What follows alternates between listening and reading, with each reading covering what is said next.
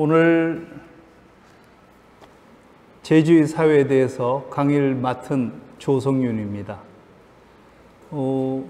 전 원래 여러 사람이 다 이 자리에 모여서 수업을 할 줄 알고 있었어요. 강의를 그렇게 하면 이야기 주고받고 하면서 하겠지 생각했는데 갑자기 대면 강의가 아니라 이렇게 비대면 강의를 하게 돼서 익숙하지 않지만 이 방식으로 한번 해보도록 하겠습니다. 자, 지난주에는 제주 역사에 대해서 여러분들이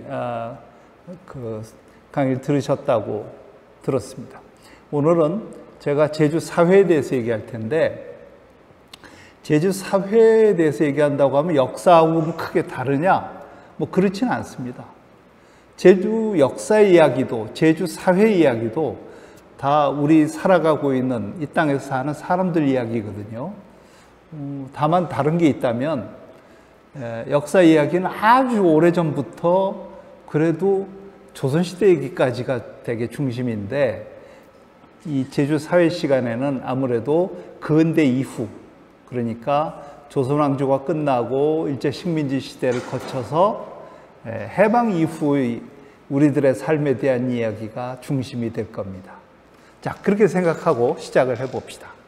그러면 사회, 이렇게 얘기하면 내용을 구체적으로 어느 범위로 잡아야 될까요? 한국 사회, 이렇게 얘기할 때 하고 달리 지금 우리가 제주 사회 이렇게 얘기하면요, 이건 지역 사회를 가리킵니다. 제주 지역. 그런데 제주 지역은요, 다른 데하고 좀 다릅니다.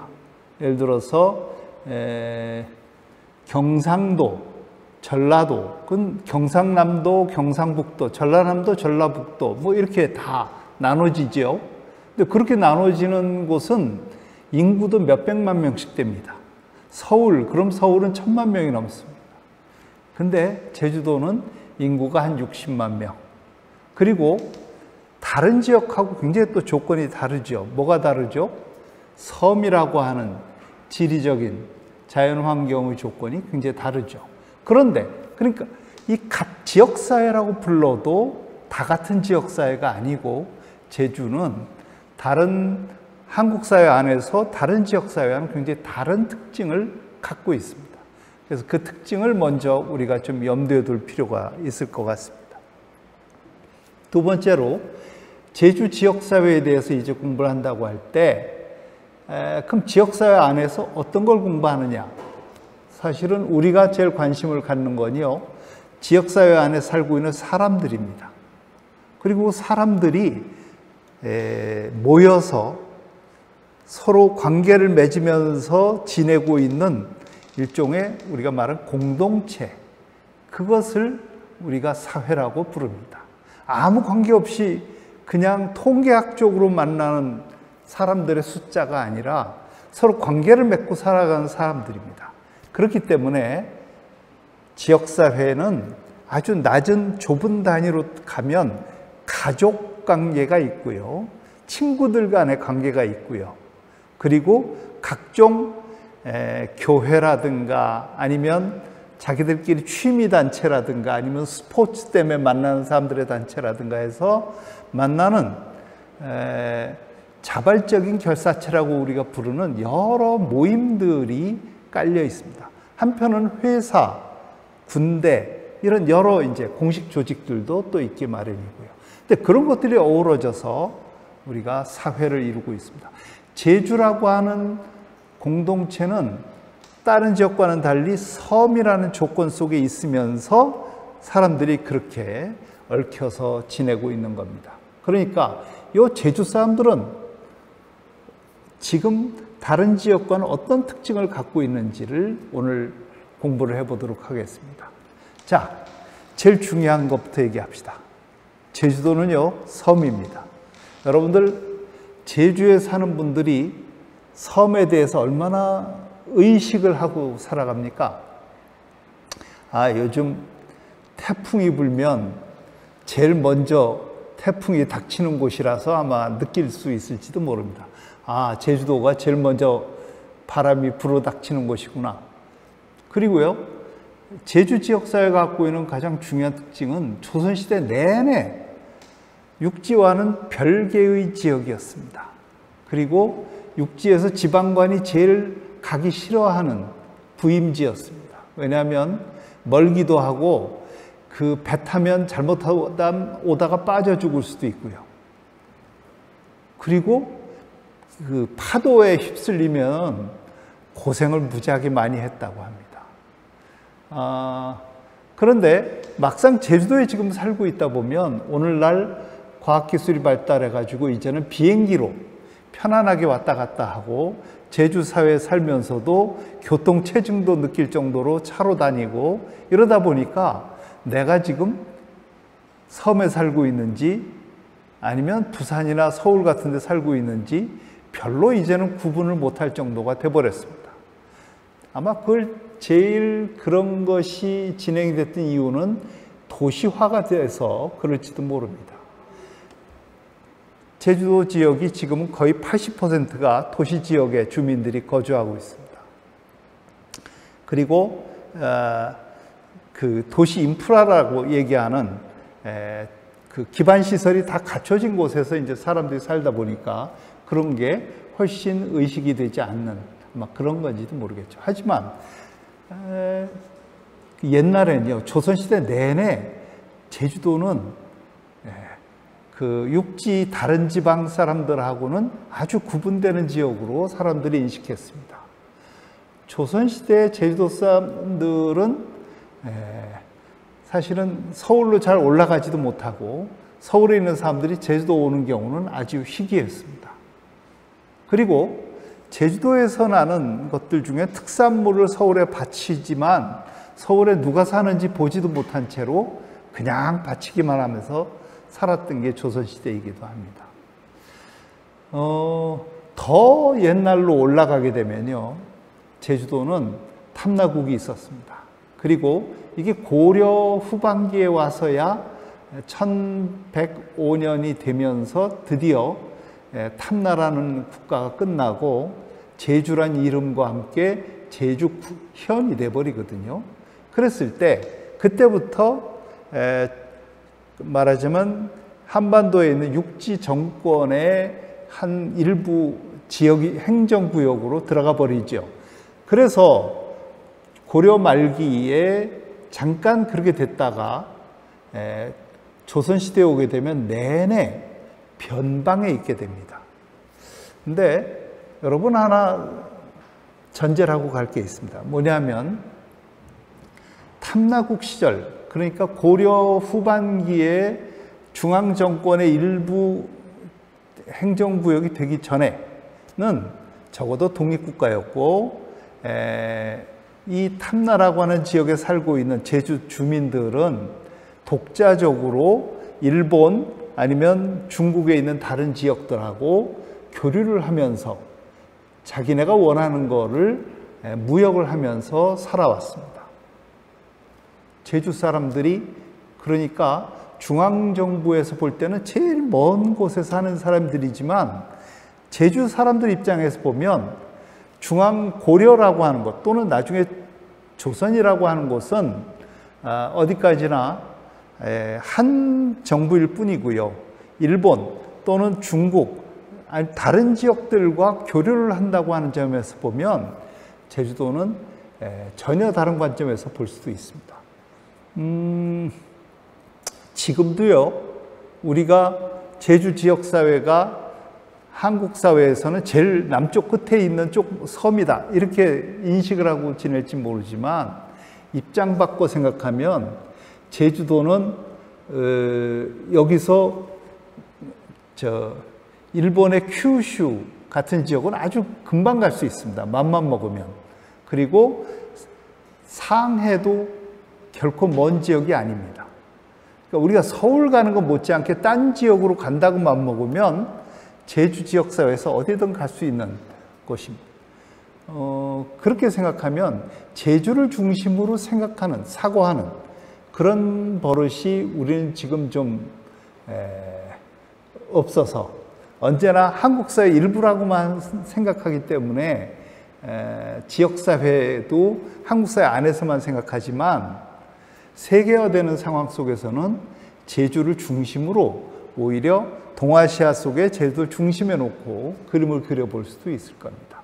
자, 얘기가 너무 그쪽 멀리 갔습니다. 중세가 끝나고 근대사회로 들어오는 제주도 사회 얘기를 해봅시다.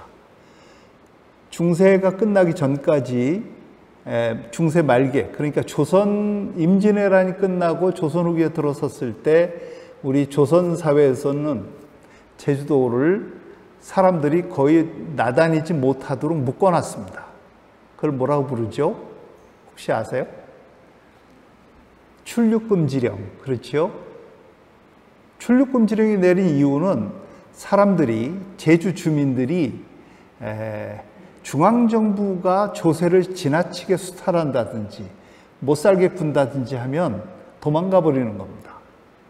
도망가는 게 가능했던 이유는 많은 제주도 사람들이 직접 자기 배를 만들어서 그 배를 타고 물질을 하면서 살았기 때문입니다. 그때는 남자 여자 구별도 별로 없이 다 같이 물질을 하면서 바다를 무대로 생업을 끌고 가는 사람들이 많았었습니다. 그런데 그 사람들이 그 세종 때를 지나서 중종 때부터 임진왜란 때까지 다 멀리 나갔습니다.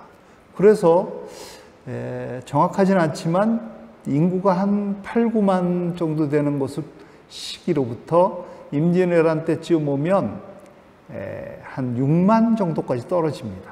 그래서 2만에서 3만 명이 나가버렸습니다. 그래서 조선 후기로 들어오면서 인조 때 오면 사람들이 더 이상 나가는 걸 막겠다 해가지고 모든 배를 다 뺐습니다. 그리고 사람들을 가둬놨던 겁니다. 그런 점에서 보면 제주도 사람들은요, 바다에 떠 있는 섬에 살고 있지만 바다하고 상관없이 살게 됐습니다. 그래서 모든 제주도 사람들은 바닷가에서는 고기잡이는 태우만 이용해서 잡도록 했습니다. 그리고 모든 제주도 사람들에게 주어진 것은 농사밖에 없었습니다. 농사하고 말 기르고 소 기르는 거죠. 그래서 조선 후기 내내 제주도 사람들은 갇혀서 살았습니다. 이렇게 갇혀 살게 되면 공동체 안에서 사람들끼리 서로가 자기들끼리만 맨날 보고 살게 됩니다. 그러면 어떻게 될까요? 육지에서 변하는 거하고 상관없이 여기는 고립됩니다. 그러니까 좋게 말하면 그 내부에 있는 어떤 언어나 아니면 사람들이 갖고 있는 여러 가지 문화가 그대로 별로 많이 안 바뀐 채로 유지가 된다, 이렇게 얘기할 수 있는데, 다른 말로 하면 고립시켜버린 겁니다. 그런 상태로 200년 이상 지내가지고 조선 말기가 된 겁니다. 그래서 일본 사람들이 들어와서 강제로 우리 조선 사회를 개항시키고, 그래서 이 조선 사회가 이제 그 일본의 식민지가 될 때쯤에는 제주도는 제주도 사람들이 마음대로 나갈 수 있도록 다 출入금지령이 이제 해제가 됐습니다. 자, 일제시대가 됐을 때 제주도 사람들은요, 그 이전과는 전혀 다른 삶을 삽니다.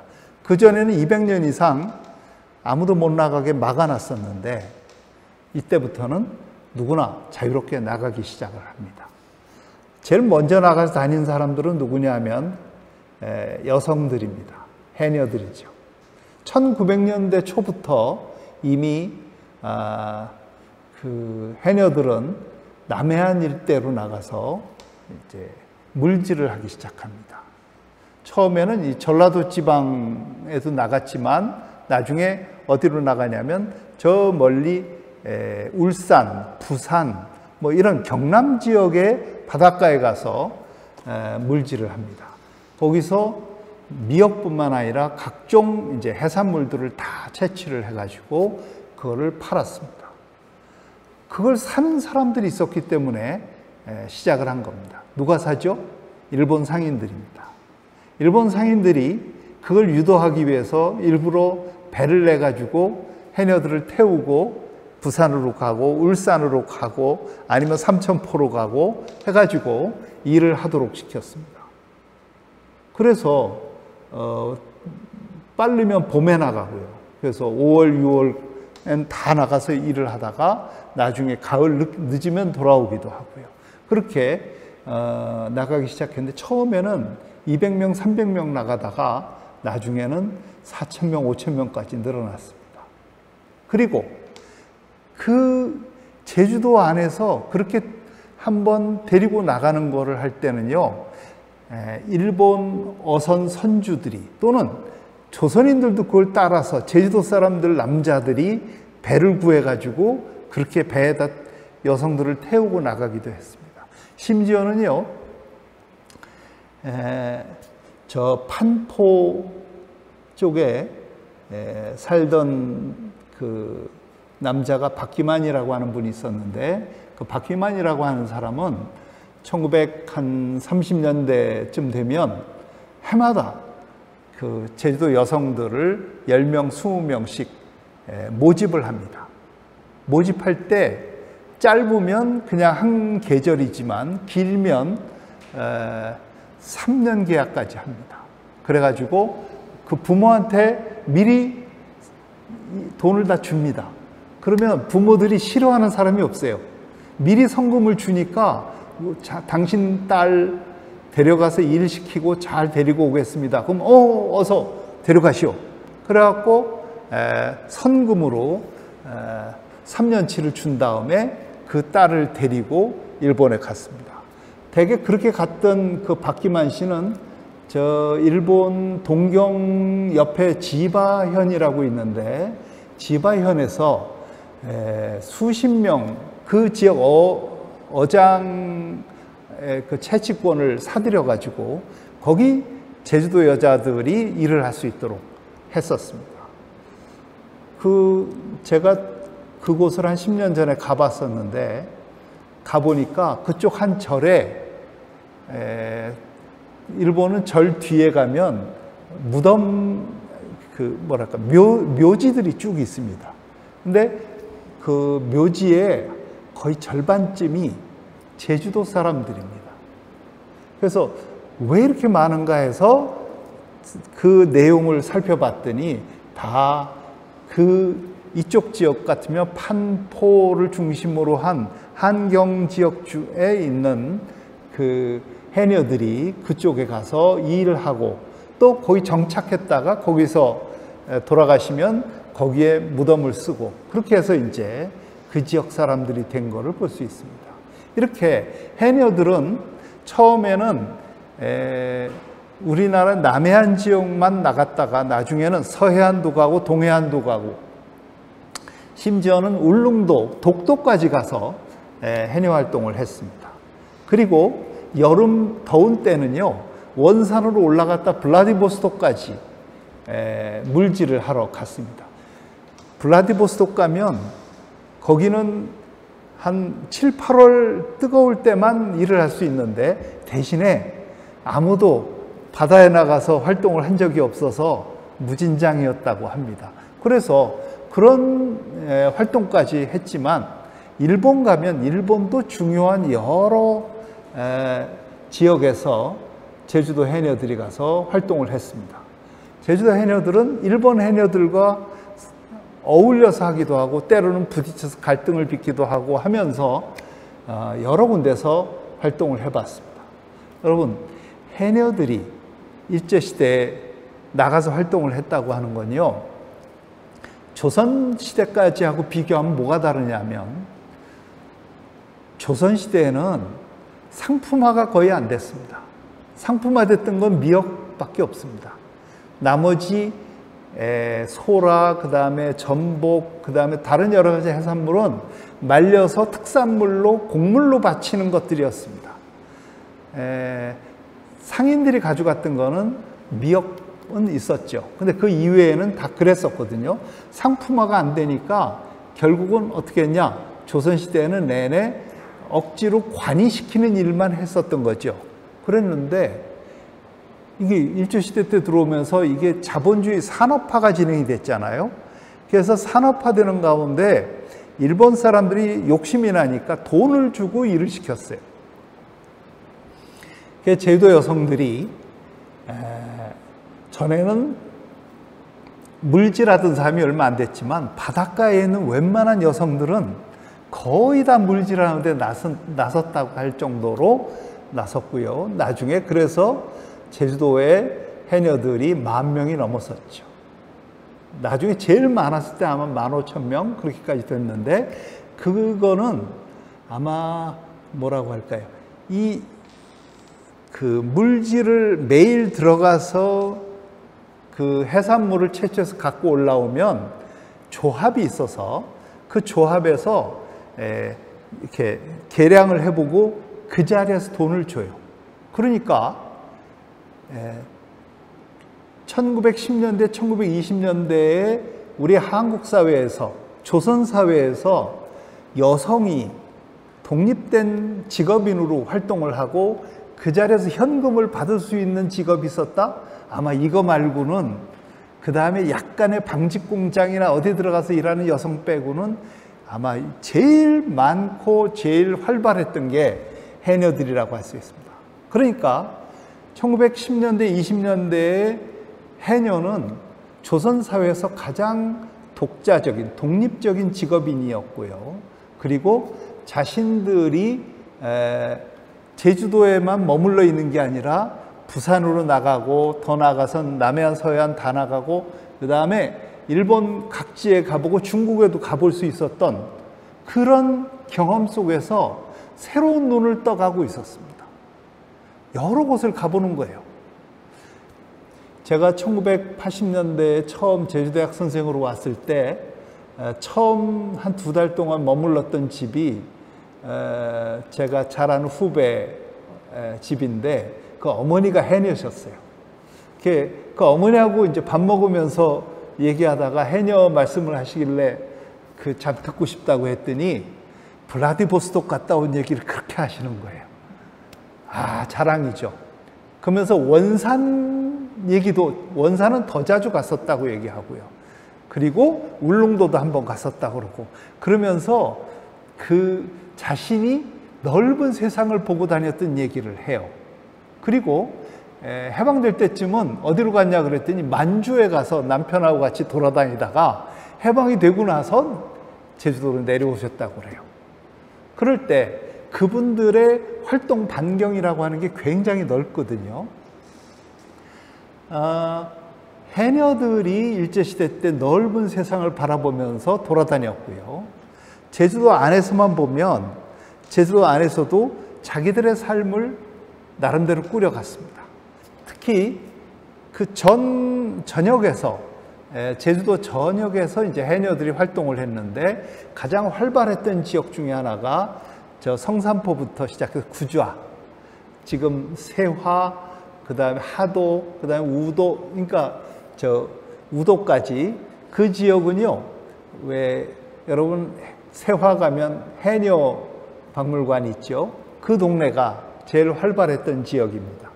근데 그 지역이 유명했던 게 해녀들 모아서 야학을 했었죠. 야학 강습소를 했었는데 그 야학 강습소를 중심으로 해서 사람들이 교육을 받고, 그래가지고 기본적인 교육을 받고 그 가르쳤던 사람들은 주로 사회주의 성향을 갖고 있었던 청년들인데, 이 청년들은 학교 교사도 있고 아니면 그 교사가 아니면 그 지역의 지역 신문사 기자도 있고 이런 여러 가지 활동을 하는 사람들이 있었는데, 그런 사람들이 이제 교사로 활동을 했죠.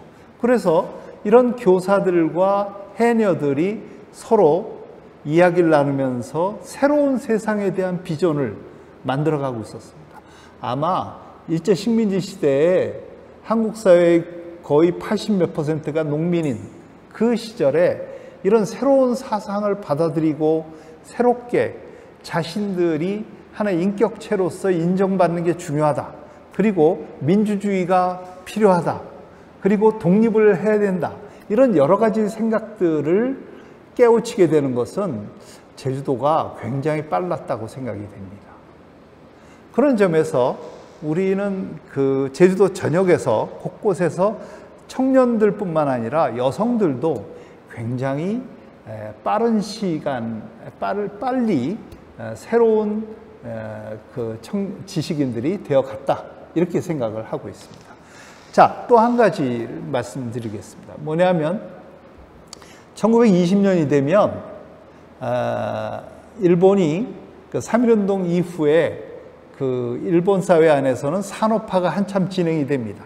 그래서 그 산업화되다가 보니까 노동력이 필요했어요.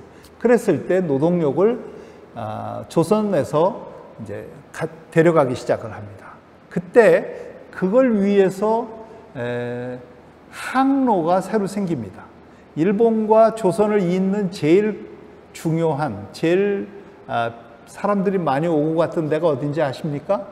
부산하고 시모노세키입니다. 부산과 시모노세키는 관부 연락선이라고 부르는 게 왔다 갔다 했죠. 근데 그거 말고 또 하나 중요한 게 다닙니다. 그게 바로 제주도와 오사카를 잇는 항로입니다. 제주도와 오사카를 잇는 항로를 열어놓으니까 제주도 사람들이 부산을 거치지 않고도 직접 가게 됐습니다. 물론 목포에서 이제 그 시모노세키를 가거나 원산에서 니가타를 가거나 하는 여러 항로가 있었지만 가장 활발했던 항로는 관부 이 시모노세키 항로 다음으로 제주와 오사카를 잇는 항로였습니다. 이게 열렸는데 그때 다니던 배가 여러 대 있었지만 제일 유명한 배 이름이 그 제주도 사람들을 전부 실어 나르던 그러니까 배가 있었는데 그 배는 제주도에 들어오면요, 제주도를 처음에 제주시의 앞바다에 있는 게 산지항이라고 부릅니다. 산지항에 머물렀다가 그 다음에 그러니까 조천이나 그 다음에 성산 아니면 서귀포, 그 다음에 모슬포, 그리고 한림 이렇게 여러 항구를 거쳐서 사람들을 싣습니다. 그러니까 일본 가고 싶으면 제주항에 모여라 아닙니다. 그 동네마다 다 배를 탈 수 있게 돼 있었기 때문에 그렇게 해서 이 배가 한 3일 동안 가면 오사카에 갑니다. 근데 이 배가 거의 매주 왔다 갔다 했기 때문에 이건 황금항로입니다. 이것이 다니면서 제주도 사람들이 오사카 쪽으로 주로 나가게 됐습니다.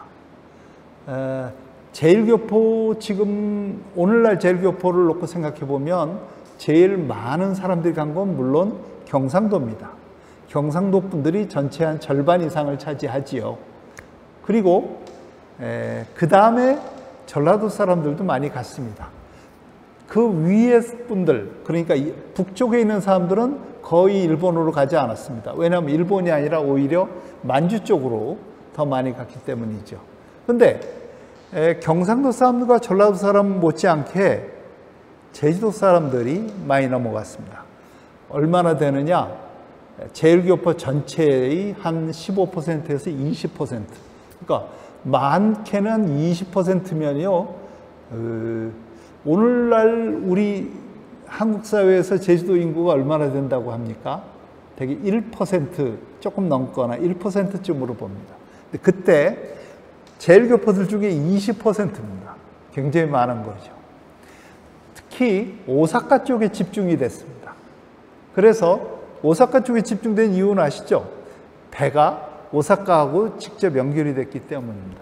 그래서 오사카 쪽을 갔는데 오사카는요, 그때 일본에서 제일 큰 공업지대였습니다. 오사카, 교토, 그리고 고베를 연결하는 이 지역이 제일 큰 공업지대였습니다. 그래서 이 지대에 많은 노동자가 필요했는데 그 제도 사람들이 가서 한번 일을 하다 보니까 제도 사람들이 자기네가 볼 때 일을 잘한다고 생각됐나 보죠. 딴 지역에서 인력이 일본으로 넘어가는 걸 막을 때도 제주도만은 안 막았습니다. 제주도 사람들은 얼마든지 일본을 드나들기 시작을 했습니다. 그래서 제주도 인구가 그때 다 합쳐서 한 20만 밖에 안 됐는데, 나중에 보면 1945년 전쟁 끝날 때쯤 제주도에 한 17만, 그리고 일본에 한 10만 정도까지 들어가 있었다고 봅니다. 그러니까 한 3분의 1, 한 3분의 1쯤은 일본에가 살고 있었다, 이렇게 얘기할 수 있고요. 일본에서 일하고 있는 사람들이 이미 일본에 정착을 해서 아들, 딸을 낳고 거기서 살고 있었습니다. 그러니까 제주도 사람들이 2세가 거기서 나서 거기서 자란 거죠. 그러다 보니까 오사카를 중심으로 해서 제주도 공동체가 만들어졌습니다. 그 제주도 사람들이 모여서 살고 있는 지역 중심으로 한 데가 지금 그 일본 오사카의 쯔루하시라고 부르는 지역, 이쿠노구에 쯔루하시고, 거기서 조금 더 안으로 들어가면 조선인 시장, 그러니까 코리아타운이라고 오늘날 부르는 그 일대가 정말 제주도 사람들이 많이 살고 있었습니다. 그 조선인 시장이라고 말은 붙었지만 그 상인들의 70%가 제주도 사람들이었습니다. 그건 제가 1980년대에 처음 그 동네에 가봤을 때도 놀란 게, 제주도에서만 보던 게 거의 많이 있습니다. 대표적인 게 이제 빙떡. 빙떡은 육지에 다른 데 가서는 잘 보기 힘든데, 거기 갔더니 이 집 저 집에서 빙떡을 팔고요. 요즘 나오는 조그만 빙떡이 아니라 큰 빙떡 만들어서 팔았습니다. 그래서 보고, 야, 이게 왜 여기 있지? 그랬더니 이걸 어떻게 아느냐 그래서, 난 제주대학교 선생님이다 그랬더니 그럼 하나 먹어보라고 이렇게 먹고 아주 즐겁게 그분들하고 얘기한 기억이 있는데요. 이렇게 해서 오사카 지역을 중심으로 해서 주로 많은 노동자들이 가서 일을 처음에 시작했고, 노동자만으로만 있었던 게 아니라 노동자로 몇 년 일하다 나와서 자기 가게를 차리고, 노동자로 일하다가 나와서 자기 공장을 차리고 했던 사람들도 많았습니다. 그러다 보니까 거기서 2세, 3세를 계속 키우면서 자라게 됐던 겁니다. 여러분, 제주도 사람들의 공동체에 대해서 아까 잠깐 얘기했습니다. 근데 이렇게 하다 보니까 또 하나의 제주인들의 공동체가 오사카에 만들어진 겁니다. 몇만이 되는 사람이 한꺼번에 모여 사는 거지요. 그리고 또 하나는 동경으로 올라가서요, 동경 쪽에도 또 하나의 제주인들의 공동체가 만들어졌습니다. 우에노 옆에 가면 제주도 사람들이 많이 사는 동네가 따로 있습니다. 그 지역을 중심으로 해서 모여 살았습니다. 언제나 낯선 지역에 가면 제주도 사람들은 좁은 지역에 서로 이렇게 모여 살면서 서로가 서로를 연결했습니다. 그렇게 해서 오사카, 그다음 동경 지역의 제주인들의 공동체가 제주도보다는 좀 작지만 그들의 삶을 이제 제주도가 확대돼서 나간 또 하나의 공동체들이 만들어진 것입니다. 그리고 그 중간에 부산이라고 하는 지역이, 서울은 오히려 그렇게 많지 않습니다. 부산에 제주도 사람들이 많이 모여 살게 됐습니다. 그거는 1945년 해방이 되면서 더 경향이 심해집니다. 왜냐하면 1945년에 해방이 딱 되고 나서요, 사태가 바뀝니다. 왜냐하면 이제 일본이 지배하던 시대가 지나갔습니다. 그러고 나니까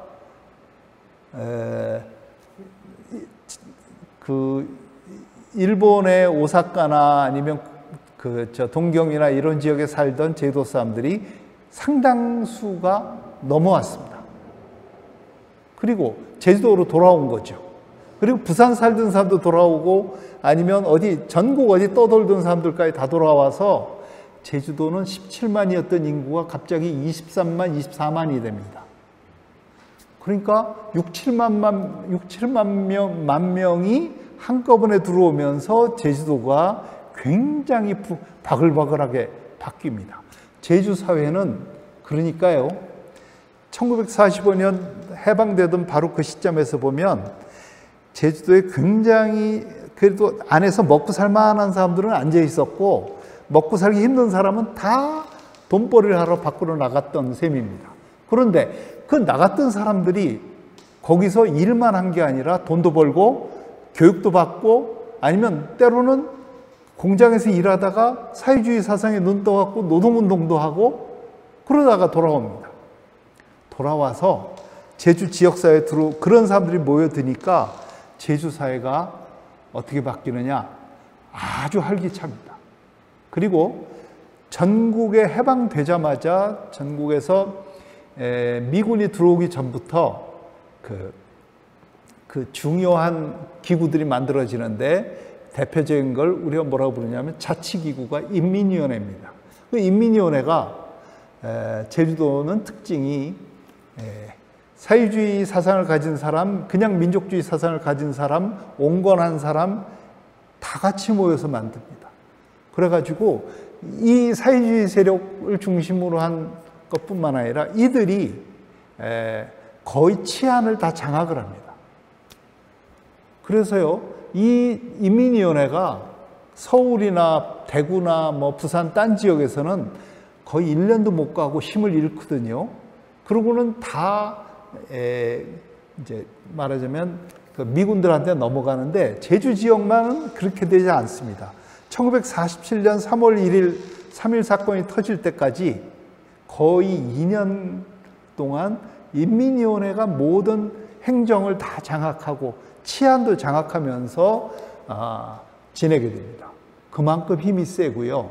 자치를 할 수 있었습니다. 그게 가능했던 이유가 뭘까?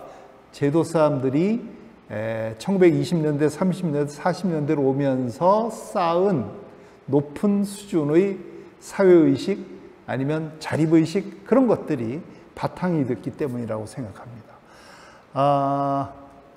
저는 1910년부터 1945년이라고 하는 일제 식민지 시절이 우리 조선 왕조가 무너지면서 우리에게는 아주 시련의 계절이었습니다.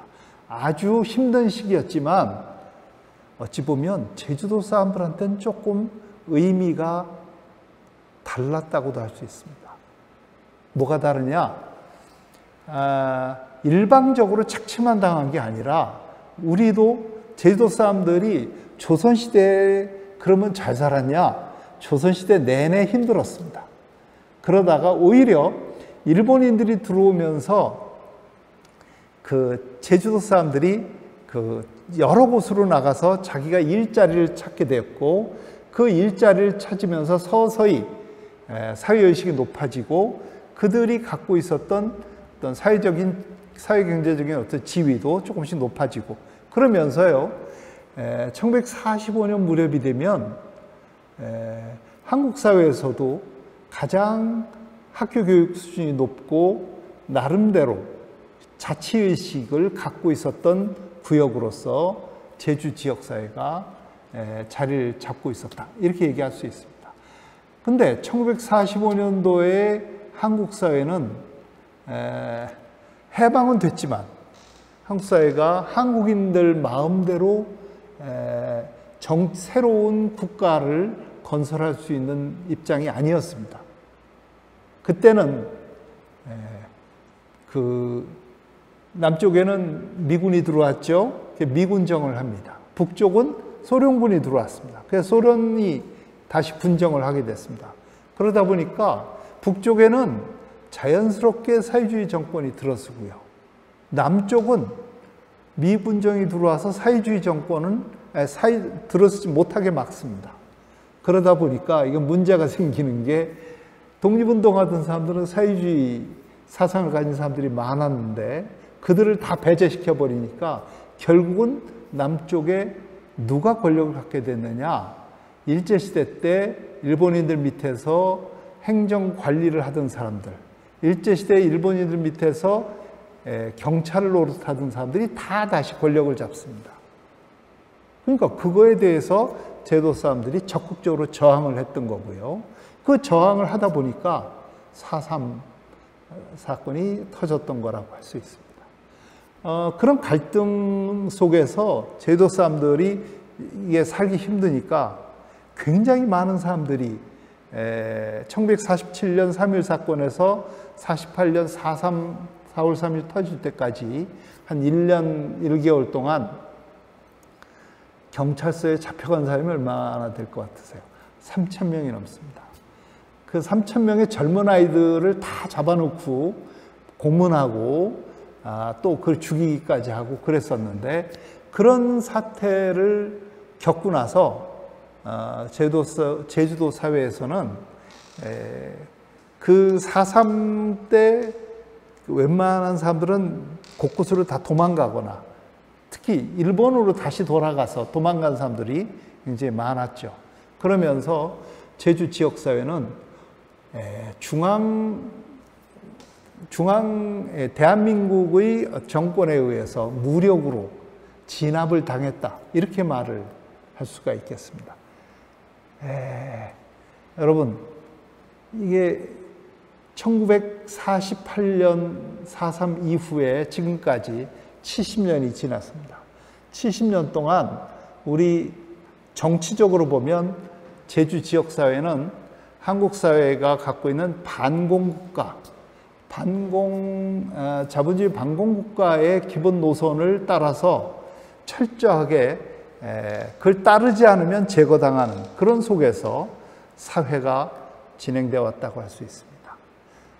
정치적으로 보면 굉장히 슬픈 역사를 또 가져왔던 거죠. 그러니까 그 전에 일제 36년 동안은 일본 제국주의에 의해서 정치가 권력이 장악됐고, 그 이후에는 또 제주도민들이 원하지 않던 그 방식으로 지배를 당하면서 지내왔다고 할 수 있습니다. 그런 점에서 정치적으로 매우 슬픈 역사라고 할 수 있습니다. 해방 후에 그리고 4.3을 거치고 나서 우리 제주 사회에서는 정말 먹을 게 없어서 사람들이 고생을 많이 했죠. 결국은 그래도 딴 지역에 비해서 먹고 사는 걸 나름대로 해결할 수 있었던 건 어떤 거냐? 바다를 중심으로 해서는 해녀들이 활동을 하고 있었습니다. 그들이 집안 가게를 먹여 살렸습니다. 중산간을 중심으로 한 곳에서는 그래도 농사를 여러 지어가면서 최소한의 삶을 사는 게 가능했습니다. 1960년대 이후 한국 사회가 산업화되기 시작합니다. 한국 사회는 1960년에서 2020년까지 오면서 보면 지난 60년 동안 한국 사회 전체의 사회 구조가 다 바뀌게 됩니다. 우선 산업 구조를 볼까요? 농업이 그전 인구의 80%가 농민이었는데 지금은 농민이 전 인구의 5%밖에 안 됩니다. 근데 제주도는 그거보다는 훨씬 높습니다. 어쨌든 이제는 농민이 적은 시대가 됐습니다. 그리고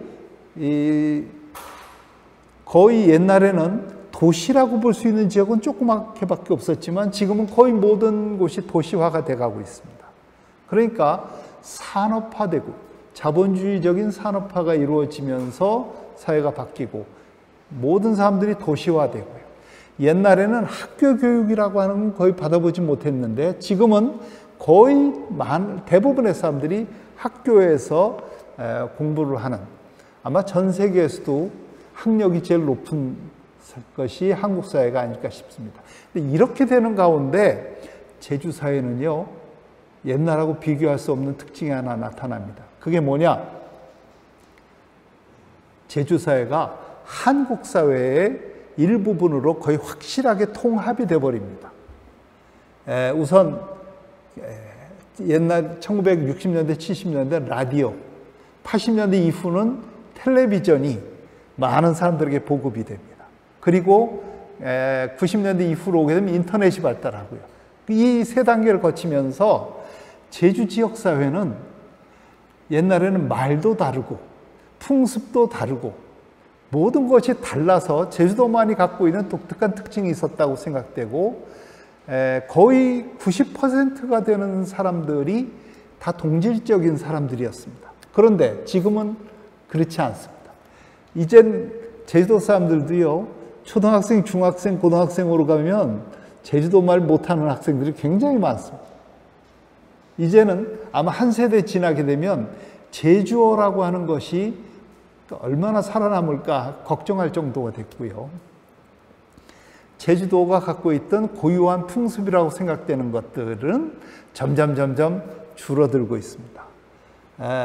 이번에 이제 추석이 가까워오고 있습니다만, 제주도는 추석 가까워지면 벌초를 합니다. 물론 다른 지역도 벌초를 하지만 제주도처럼 미리 한 2주 전에 모든 벌초 이렇게 해서 이제 쭉 문중 관련된 사람들이 모여가지고 벌초를 다니는 거는 육지 딴 데서 참 볼 수 없는 풍습입니다. 그런데 그런 풍습, 며칠 전에 코로나19 때문에 벌초하러 내려오지 마십시오라고 도지사까지 얘기하는 상황이 됐습니다. 벌초도 이제 사라지나 그런 걱정도 하게 됐는데요.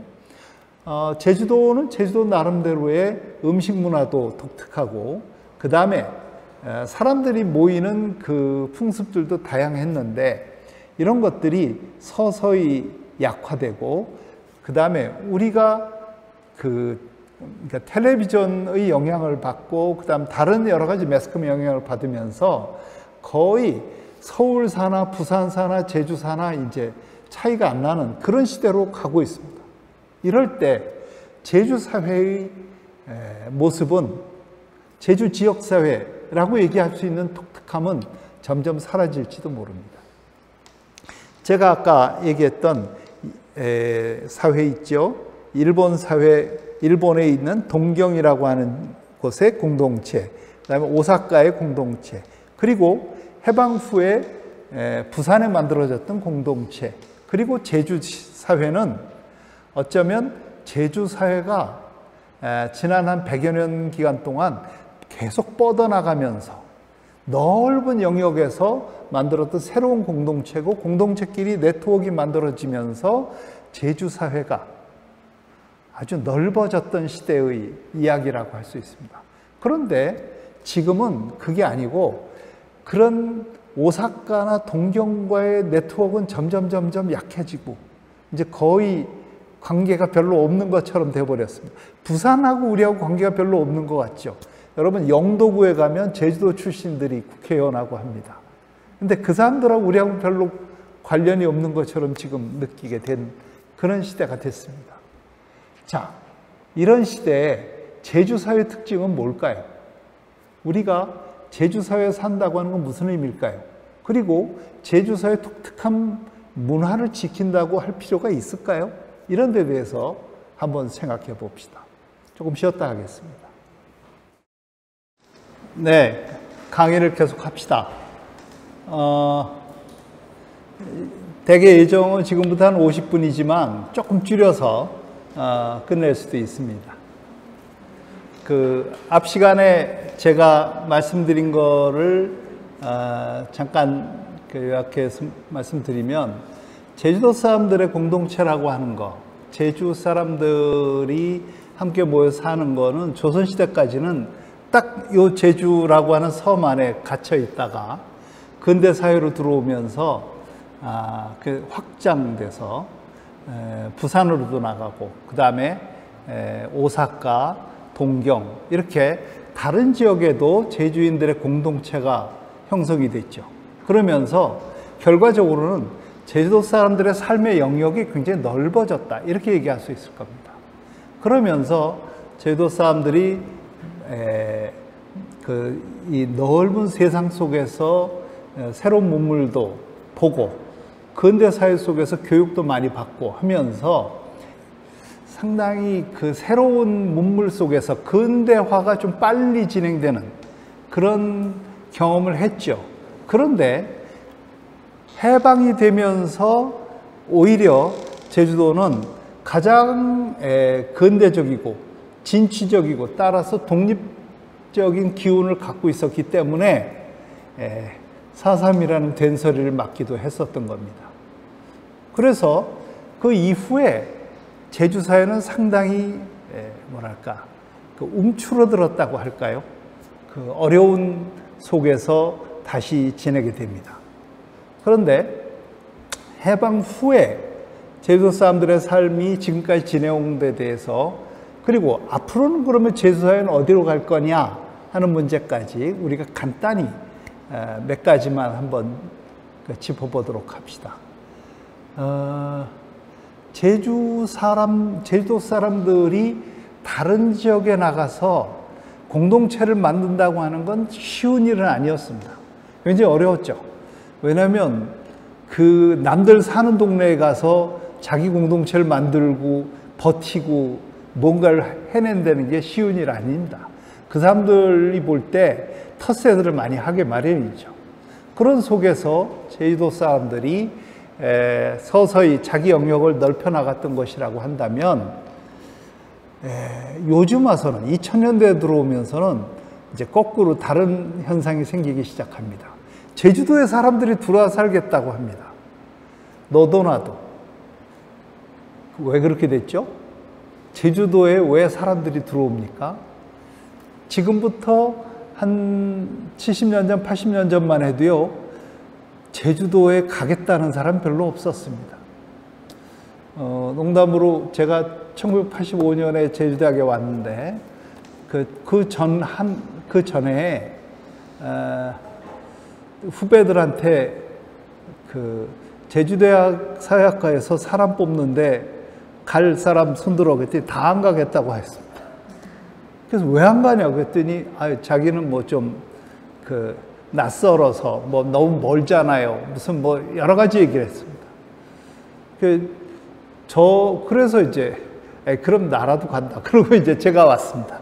근데 사람들이 그렇게 얘기하는 거는 이해가 갔습니다. 나중에 와서 보니까 이 말도 다르고 풍습도 다르고 하는 것을 1980년대만 해도 많이 느꼈거든요. 근데 지역사회에서 다른 풍습 속에 살았던 사람들이 보면 외부에서 들어온 사람은 이방인입니다. 그걸 요즘 좋게 말해서 이주민 이렇게도 부르죠.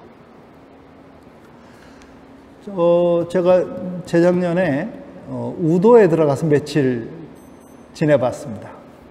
우도에 가보니까 우도가 지난 한 20년 사이에 외지에서 들어온 사람이 많더라고요. 이주에 들어와서 거기서 장사하거나 뭐 이런 사람이 굉장히 많은데, 그분들이 모여서 협회를 하나 만들었습니다. 그래서 협회 이름이 뭔지 아세요? 우도 정착민협의회입니다. 정착민협의회를 왜 만들었죠? 근데 정착민이에요? 그랬더니 우리 이주민이라고 안 부릅니다. 정착민이라고 불러주세요. 이렇게 얘기를 합니다. 근데 그분들 불만이 많아요. 왜냐하면 제주도에서 거기만 해도요, 마을이 이제 열 몇 개 마을이 이렇게 있는데, 열 몇 개 마을 속에서 자기네들을 주민으로 끼워주지 않는답니다. 얼마나 되는데, 적어도 자기네가 20%가 넘는데, 그걸 주민들이 무슨 이권을 좀 차지할 만하면 자기네 싹 빼고 한다고 아주 섭섭해 했습니다. 그런 것이 있구나 하는 생각을 했는데, 거기뿐만 아니라 제주 지역사회에서 지난 한 10여 년 사이에 이주민들이 많이 들어와서 정착했습니다. 여러 마을에. 근데 정작 마을회나 이런 데는 그분들이 거의 들어가지 못합니다. 하나의 과제로 떠오르고 있습니다. 정착민들은 제주도에서 어떻게 살아가야 할 건가? 제주도 사람들은 정착민을 어떻게 받아들일 건가? 다시 돌아가시오라고 할 건가? 니네 조금 이따 갈 거지? 이렇게 얘기하고 싶을지도 모릅니다. 근데 앞으로 제주도 사람들이 이주민들을 볼 때 이게 두 가지입니다. 하나는 내가 지금 살고 있는 삶의 터를 비집고 들어와서 내 이권을 뺏으려고 하는 것 같아 라고 생각할 수도 있죠.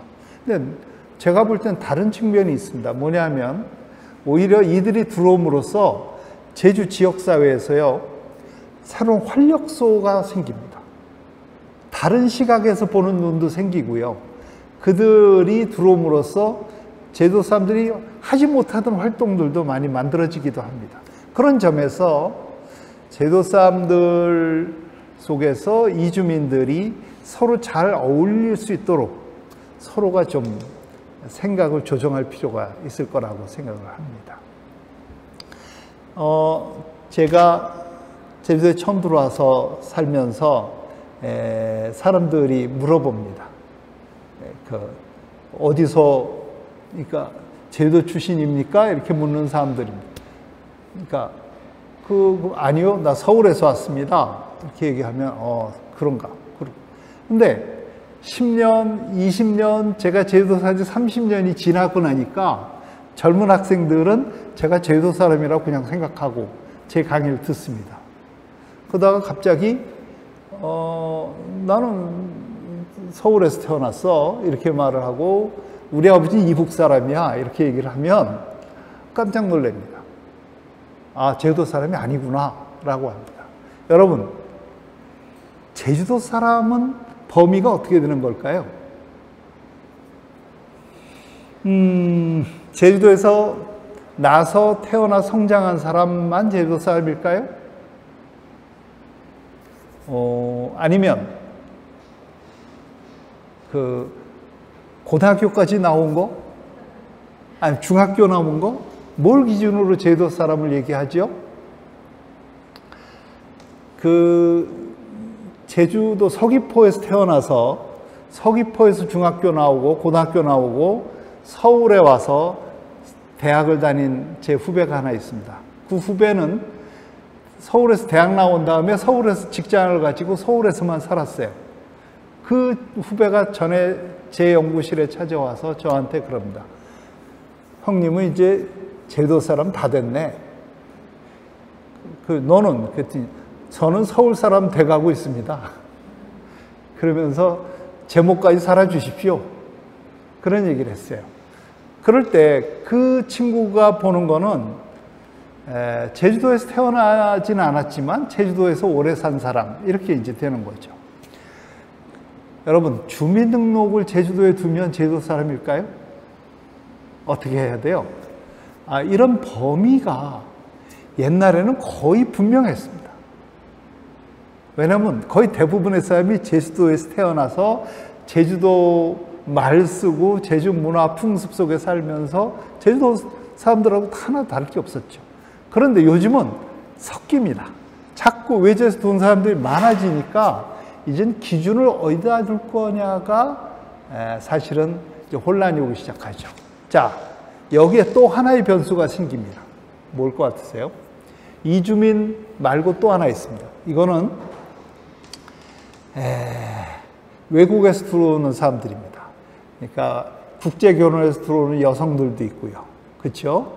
그럼 농촌에 가면 베트남, 중국, 필리핀에서 들어온 분들이 많이 지금 제주도에 정착해 살고 있습니다. 그런가 하면 노동자들도 많이 있습니다. 방글라데시에서 오고, 네팔에서 오고, 이란에서 오고, 뭐 곳곳에서 다 들어옵니다. 이런 사람들이 들어왔을 때 그들은 제주도 사람입니까? 아닙니까? 제주 사회, 그럼 사회의 일부분이죠. 근데 일부분으로 생각하세요? 그게 제가 드리는 두 번째 질문입니다. 제주도는요, 우리 한국 사회가 다 그렇긴 하지만 점점 여러 사람들이 섞이는 지역이 돼가고 있습니다. 그럴 때 제주 사회 속에서 어떤 문화는 지키고 어떤 거는 그러면 이제 안 지켜도 되는 걸까요? 우리는 제주도 사람 하면 어떤 사람을 가리키는 게 될까요? 이런 데 대해서 한번 생각해 볼 수 있으면 좋겠습니다. 자, 그리고 이제 조금 다른 얘기를 하면요. 제주도에서요, 산업화가 진행이 되면서 가장 성공한 산업으로 크게 두 개를 듭니다. 하나는 뭐죠? 농업은 감귤입니다. 감귤 산업은 제주도가 거의 한국 사회에서 유일한 곳이죠. 그러다 보니까 제주도에 감귤 산업이 발달했습니다. 그래서 감귤하는 집이 많아요. 지금도 농업하면 제주도는 감귤, 이게 제일 먼저 떠오릅니다. 실제로 그러나요? 그렇지 않아요. 감귤만이 아니라 그 밖에 감자, 고구마, 양파, 그 다음에 뭐죠? 마늘, 양배추, 당근, 여러 작물들을 하고 있는 밭작물 재배가 굉장히 활발합니다. 근데 그 눈에 안 보이는 거죠. 우리는 제주도 농업은 어떻게 돼가고 있고 어디로 갈 건지 사실은 별로 함께 생각해 볼 기회도 없고 관심도 없습니다. 저는 이거 제주도 미래로 봤을 때 굉장히 중요한 문제라고 생각을 합니다. 감귤 산업만 제주도 산업이 아니라는 것, 그리고 다양한 농업이 함께 어우러져서 미래의 방향을 잡아야 됩니다. 굉장히 중요한 것 중에 하나는 제주도는요, 수산업, 그러니까 물고기 잡아들이는 산업이 농업과 함께 양대 산업이었습니다. 그런데 이 물고기 잡는 수산업이 지금 어떻게 되어 있어요? 혹시 아세요? 전체의 절반 이상은 양식업으로 다 바뀌었습니다. 근데 양식은 그럼 어떻게 하나? 우리 학교에서 가르친 적도 없고 그 다음에 구체적으로 들어가서 아는 사람들이 별로 없습니다. 저는 제주도의 어업은 어떻게 돼가고 있나, 그런 것들 관심 갖고 봐야 된다고 생각을 합니다. 이게 제주도 미래하고 관련된 얘기인데 한국 사회 전체가 그렇듯이 제주도도요, 말하자면 식량 자급, 그 다음에 식량을 포함한 각종 먹을거리에 대해서 우리 스스로가 확보해야 되는 것이 갈 길이 멉니다. 근데 제주도정이나 학자들 사이에서 직접 깊이 관심을 가지고 제주의 미래에서 농업이 어떻게 가야 될 거냐, 생각보다 별로 토론이 많이 안 나와서 저는 좀 걱정이기도 합니다. 두 번째로, 제주도의 현재의 지배적인 가장 잘 나가는 산업이라고 얘기하는 것은 관광입니다. 근데 이 관광을 앞세우고 나왔던 게 뭐죠? 국제자유도시라고 하는 캐치프레이즈입니다. 근데 관광은 코로나19 만나니까 휘청하죠. 그 전에 어땠습니까? 딴 거 메르스 왔을 때도 그랬고요. 무슨 사건만 터지면 휘청휘청합니다. 앞으로 관광이라고 하는 건 이렇게 말하자면 파도를 탈 겁니다. 계속 파도를 탈 거기 때문에 관광에만 의지하지 않고 관광을 지금처럼 하지 않고 장기 휴양형으로 바꾸면서 갈 수 없나? 이런 거에 대해서 좀 고민을 해야 됩니다. 그러려면 단기간에 돈 벌고 빠지는 스타일의 관광이 아니어야 하거든요. 제주도 사람들이 생각하는 관광이 뭔지, 그거에 대해서 우리들 스스로가 생각할 기회가 필요합니다. 농업과 관광에 대해서 잠깐 얘기를 했지만,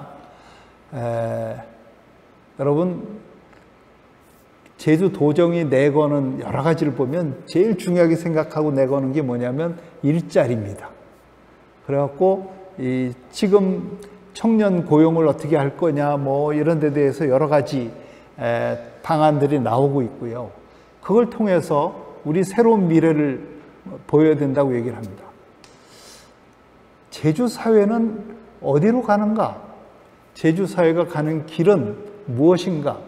제주의 미래를 보여주는 방향은 잘 잡혀 있나? 이런 데 대해서 한번 생각을 해보면 좋겠습니다. 그동안 제주 사람들을 나타내는 어떤 캐치프레이즈 아니면 슬로건 이런 거 뭐가 있었나요? 제주 사람들의 특징을 나타내는 걸로는 몇 가지 있었습니다. 제주 정신 기억나세요? 제주 정신 뭐 있어요? 삼다, 산무, 뭐 그런 얘기가 제일 많이 나왔던 겁니다. 근데 그건 제주도가 갖고 있는 어떤 특징을 나타내는 것이지, 그러니까 무슨 돌이 많다, 무슨 그러니까 바람이 많다, 뭐 이런 거는 제주도 특징이고요. 그리고 뭐 대문이 없다, 거지가 없다, 이거 약간 특징일지 몰라도 이게 제주 사람들의 어떤 삶을 그대로 드러냈다고 말할 수 없고요. 또 제주의 미래를 얘기를 하기도 좀 어렵습니다. 전에 그 송성대 선생님이 해민 정신이 제주 정신이다 이렇게 얘기를 하신 적도 있습니다. 하나의 일종의 캐치프레이즈로 미래를 얘기하는 건데 그 요즘은 잘 안 들립니다. 여러분 제주 사람들은 어떤 미래의 비전을 만들고 살아갈까요? 잘 안 보입니다. 근데 제주도 사회에서 제일 많이 들리는 말은 국제자유도시라는 말이 제일 많이 들립니다. 이건 뭐죠? 어떻게 하면 잘 먹고 살 거냐? 제주 사회는 국제화된 속에서 많은 사람들이 드나들면서 뭔가 활발해갖고 와글와글하고 여기서 정말 국제도시 속에서 이게 명성을 얻고 멋진 도시가 될 거다. 이런 환상적인 이미지를 주지만 이거는 제가 볼 때는요, 적어도 지난 그 박정희 정권 때부터 쭉 가지고 왔던 박정희 개발 철학이라고 얘기할 수 있는 잘 살아보세, 뭔가 부강한 나라가 됐으면 좋겠다, 이런 데 대한 생각이 제주 사회에 구체화된 거라고 할 수 있습니다. 그래서 국제자유도시의 모델이 어디냐면 대개 싱가포르나 홍콩이나 뭐 이런 데거든요. 우리가 그걸 미래로 따라가야 되는 겁니까? 그거 같지 않습니다. 우리의 미래를 그래서 최근에 국제자유도시 슬로건을 비판하고 있는 사람들은 가끔 드는 얘기가 생명환경도시가 됐으면 좋겠다, 아니면 제주도는 평화도시가 됐으면 좋겠다, 뭐 그런 얘기들을 했습니다. 그래서 평화도시라는 거는 2005년도에 도정도 한번 내걸었습니다. 그게 뭐죠? 평화의 섬 제주. 그래서 평화의 섬 제주가 됐으면 좋겠다 이렇게 내걸었는데, 그리고 제주도 안에도 과가 평화협력과라고 하는 것이 만들어졌었습니다. 그런데 15년 만에 평화협력과가 이제 해체된다는 얘기를 들었습니다. 평화협력과 별로 필요 없습니다. 그리고 해마다 2년마다 한 번씩 2000년도 초부터 시작했던 제주 평화포럼은 벌써 몇 년 전부터 평화자 띄고 제주 포럼으로 바뀌었습니다. 그러면서 평화를 제주도의 하나의 미래의 캐치프레이즈로 내걸었던 거는 한 10여 년 만에 거의 문을 닫는 거 아닌가, 지금 그런 생각이 들어서 저는 아주 섭섭합니다. 그렇게 되는 게 아니라 거꾸로 우리가 평화로운 도시 또는 새로운 환경을 지켜가는 도시가 되도록 미래의 어떤 이미지를 만들고 제주 사람들이 그걸 따라서 가야 된다고 생각되거든요. 그런 게 뭐가 있을까요? 우리 한번 앞으로 같이 고민해 봤으면 좋겠습니다. 그리고 제주 지역사회가 갖고 있는 몇 가지 특징은, 이게 지금 1970년대부터 시작해서요, 80년대 오게 되면 제주도가 신혼여행의 메카가 되거든요. 그래갖고 관광이 활성화되기 시작했고, 한 90년대 오면 수학여행들을 다 오다가 2000년대로 오면 전 국민이 산업화된 속에서 피곤에 찌든 사람들이 낙원으로, 이상으로 그린 섬이 됐습니다. 그러면서 이주 열풍이 2010년도부터 불기 시작을 해서 들어왔습니다. 물론 최근에 들어와서는 땅값이 하도 오르는 바람에 오던 사람들이 다 이제 스톱하고 거꾸로 빠져나가는 시대가 돼버려서 걱정입니다만, 제가 볼 때 지난 몇 년 사이에 들어온 이주민들이 갖고 있는 중요한 특징이 있습니다. 그건 뭐냐면 이 사람들이 돈만 아는 사람들이 아닙니다. 돈 때문에 제주도 온 사람들이 아니고 좀 도시 생활에서 벗어나고 싶어서, 그리고 조금 자연과 친하게 지내고 싶은데 먹고 사는 것도 가능했으면 좋겠다, 이런 사람들이 많이 왔거든요. 이 사람들이 제주도에 이미 정착해 사는 사람들하고 어떻게 서로 어울리면서 제주를 만들 수 있을까 했을 때, 저는 젊은 자원들이 많기 때문에 이 사람들과 함께 미래를 좀 만들어 볼 수 있지 않을까, 그렇게 생각을 합니다. 다만 제주 사회가 그동안 가지고 왔던 아주 중요한 자원들을 함께 가지고 가야 됩니다. 제주도 사람들이 갖고 있던 자원, 굉장히 중요한 자원들, 그 대표적인 게 하나가 바로 제주 언어입니다. 제주어, 제주 말이라고 할 수 있고, 이 제주도 사람들이 쓰던 말은 어떤 방식으로 키워갈 거냐 하는 거에 대해서 지금보다 훨씬 더 체계적이고 좀 종합적인 대책도 나와야 되고요. 우리가 생활 속에서 쓸 수 있었으면 좋겠습니다. 저는 공영방송인 제주 KBS나 무슨 아니면 KCTV나 이런 데서요, MBC 같은 데서 가끔 하는 도라하루방 어디로 갔을까 뭐 이런 것만 하지 말고 9시 정규 뉴스, 로컬 뉴스는 제주말로 했으면 좋겠습니다. 관광객도 제주도 말로 좀 보고 뒤에 자막 세워주면 되죠 뭐.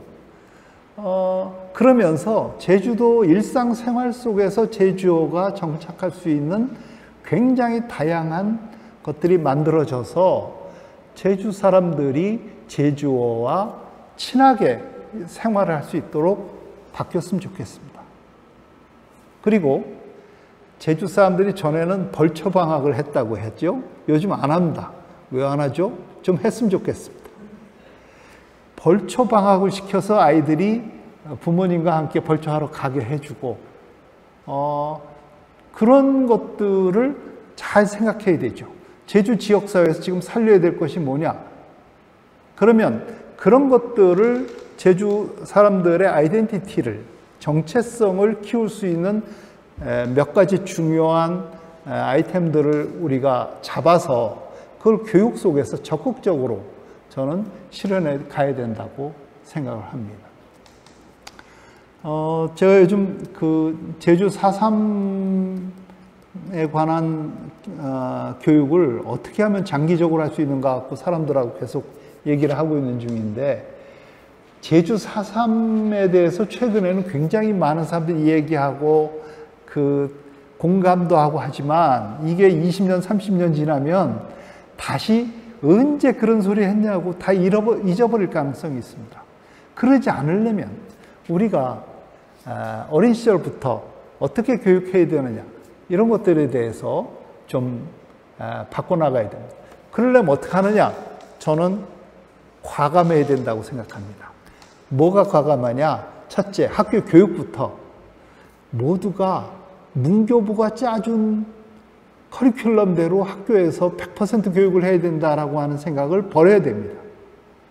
전체적으로 10 내지 20%는 자율적으로 제주도의 전통사회, 전통문화, 제주도 역사에 대해서 배우고 익힐 수 있도록 제주교육청이 적극적으로 나서서 만들어가야 됩니다. 그게 제주 문화를 만들어가는 방식이겠죠.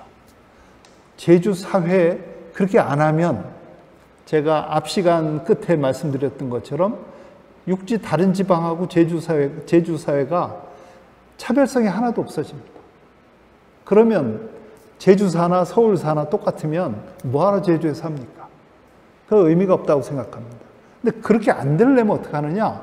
우리가 의식적으로 적극적으로 나서서 그런 데 대한 정책을 펴나가야 됩니다. 여러분, 제주학연구센터가 있는 그 의미, 목적도 그런 데 있다고 생각을 합니다.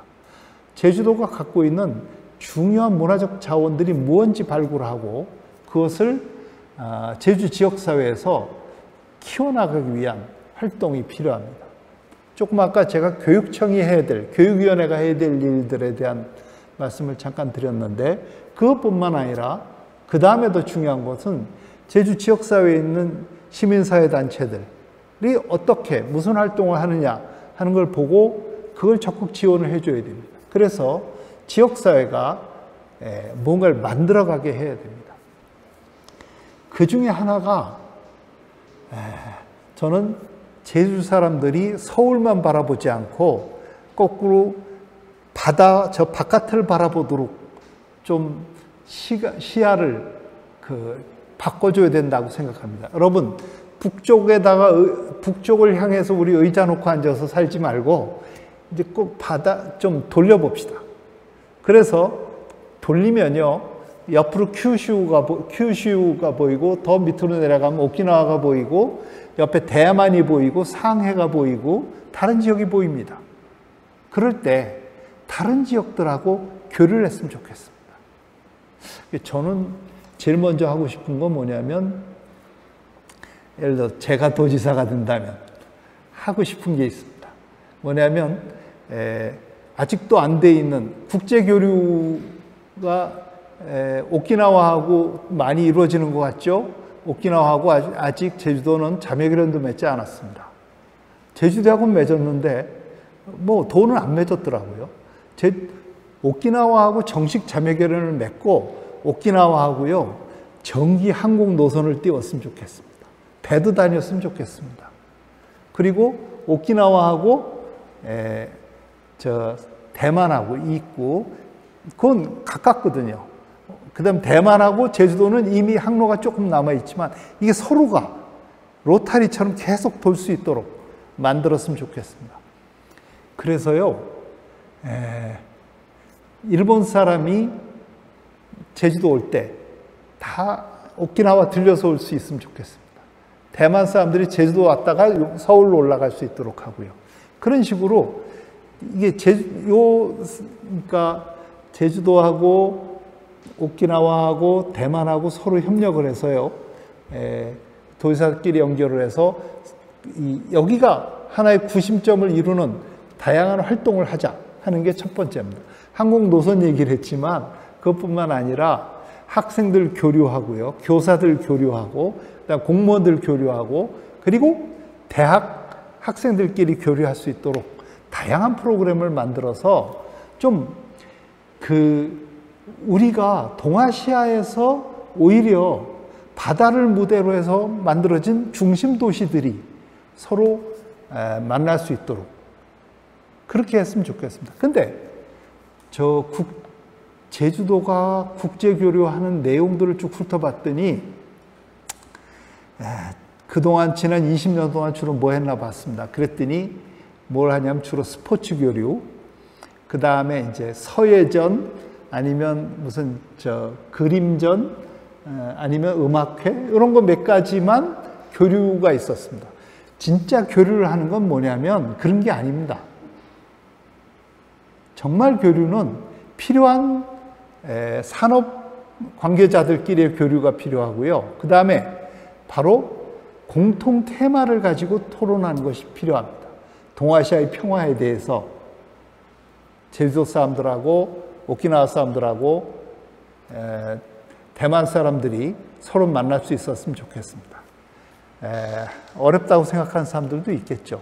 특히 오키나와는요, 일본 아베 정권하고 맞서서 무지하게 싸웠습니다. 지금도 싸우고 있습니다. 왜? 거기 해노코라고 하는 지역에 미군 기지가 들어서려고 그러고 있는데 그 미군 기지를 반대하는 게 1998년부터 시작이 돼가지고 지금까지 반대하고 있습니다.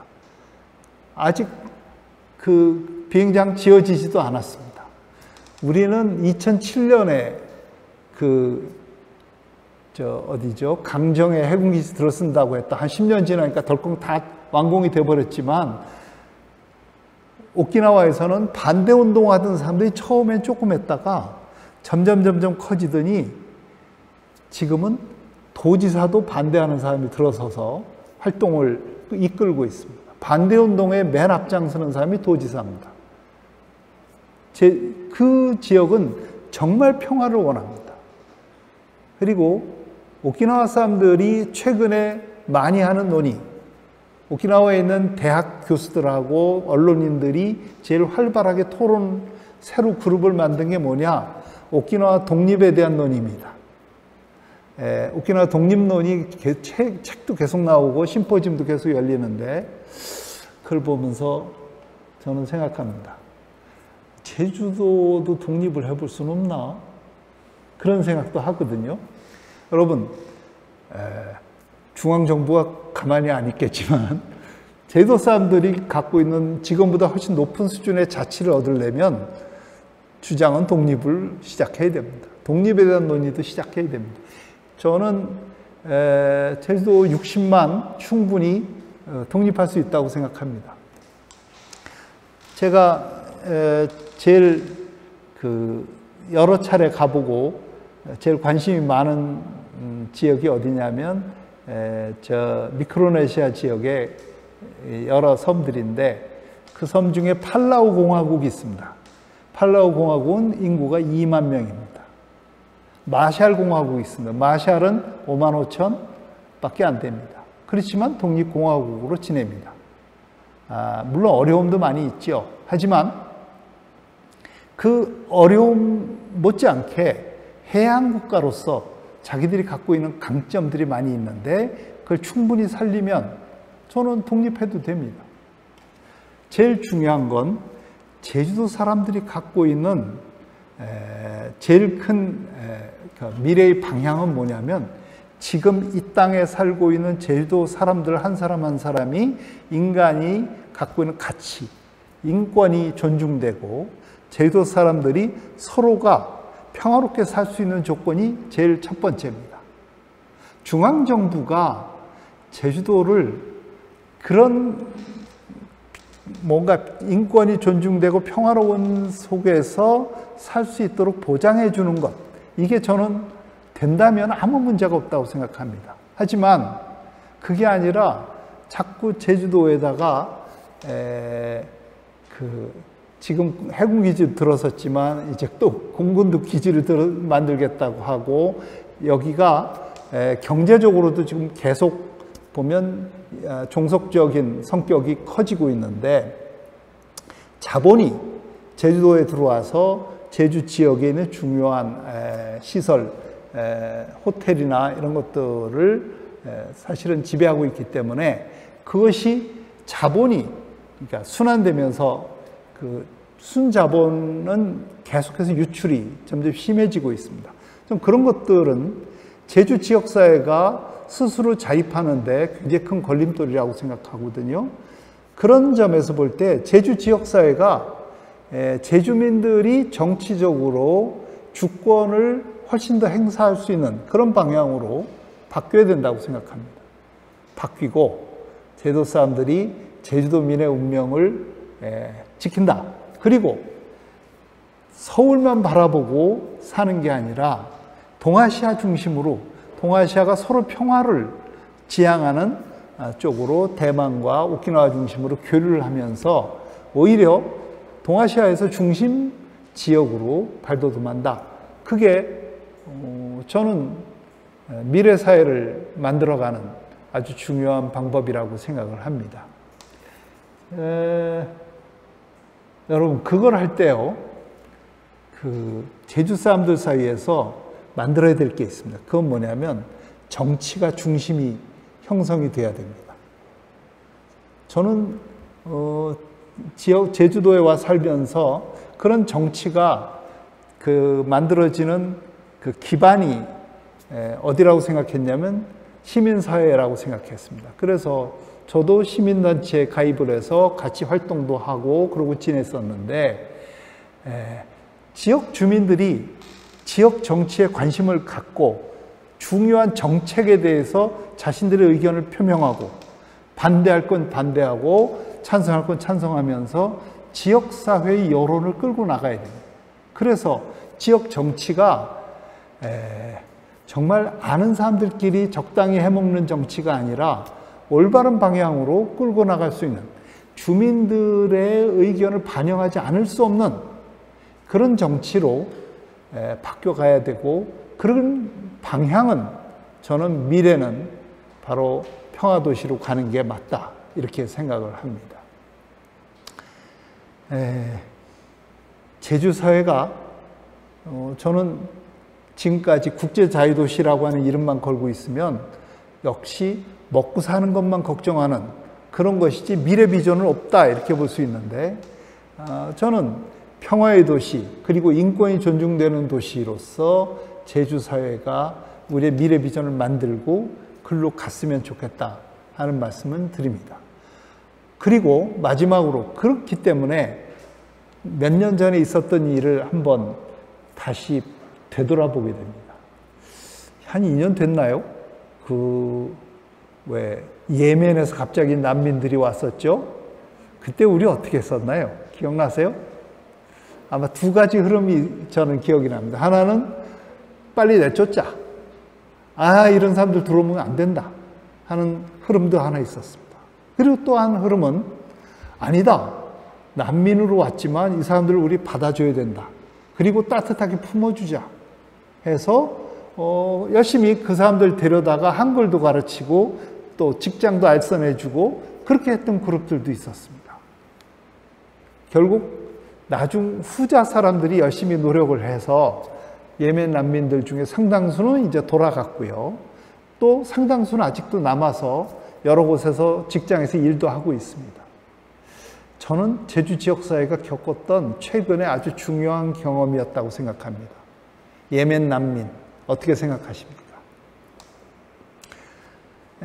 김구 선생이 상해에서 그리고 중경을 가서 임시정부를 계속할 때 자격은 뭐였어요? 난민이에요. 상해 임시정부는 난민으로서 거기 있었던 겁니다. 그런가 하면 제주도 사람들이 오사카에 가서 노동자로 일하고 그리고 상인으로 일하고 또 더 올라가 동경으로 이주해서 거기서 살면서 자기들의 삶을 하나하나 개척해 나갈 때 그들은 어떤 존재예요? 그들도 다 난민들입니다. 우린 난민으로 나가서 우리 조상들이 계속해서 낯선 곳들을 개척하면서 살았던 그걸 잊어버리면 안 될 겁니다. 그리고 그런 걸 생각하면서 외부에서 들어오는 사람들을 받아줘야 됩니다. 물론 받아줄 때 원칙도 있고 어느 정도 한계도 있고 그렇습니다. 그렇지만 그런 기본 한계를 그어놓은 속에서는 우리가 외국인 노동자든 국제 결혼에서 들어오는 여성들이든 또 전국에서 오는 이주민들이건 우리가 따뜻하게 맞이해서 녹여서 제주 사회의 구성원이 되도록 도와줘야 될 겁니다. 그러면서 그들에게 말해야 됩니다. 자, 여기는 인권이 존중되는 섬이야. 그리고 여기서 살면 우리가 자연의 혜택뿐만 아니라 서로가 사는 공동체의 따뜻함을 느낄 수 있어. 이렇게 해줄 수 있어야 제주 사회가 앞으로 희망이 있을 거라고 생각합니다. 여러분, 제주 사회는 앞으로 그리 갈 수 있다고 생각합니다. 그렇게 우리 다 같이 노력합시다. 고맙습니다.